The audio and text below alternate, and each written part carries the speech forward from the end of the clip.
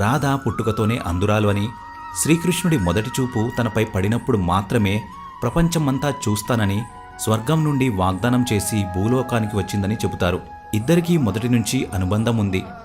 బాల్యం నుండి కృష్ణుడు తన లీలలతో మరియు వేణువు యొక్క మధుర రాగాలతో మొత్తం బర్సానా నివాసుల హృదయాలను దోచుకునేవాడు. రాధాకృష్ణులు ఇద్దరూ 8 ఏళ్ల నుంచే వారి ప్రేమను ఆస్వాదించడం ప్రారంభించారు. శ్రీకృష్ణుడి జీవితంలో రాధా మరియు వేణువు రెండూ చాలా ప్రియమైనవి. ఎప్పుడైతే శ్రీకృష్ణుడు వేణువు వాయిస్తే రాధ అతని దగ్గరికి పరిగెత్తుకు వచ్చేది. గంటల తరబడి వేణుగానం వింటూ ఉండేది. అది వారి ప్రేమను మరింతగా పెంచింది. వీరిద్దరూ యమునా నది ఒడ్డున గంటల తరబడి గడిపేవారు. కాని వారి ఈ సంతోషకరమైన సమయం కొన్ని సంవత్సరాలు మాత్రమే. బృందావనంలో కృష్ణుడు ఉనికి గురించి అతని మామ కంసుడు తెలుసుకున్నాడు. అతను వెంటనే కృష్ణుడిని మధురలో యుద్ధానికి ఆహ్వానించాడు. దానికోసం కృష్ణుడు తన తల్లి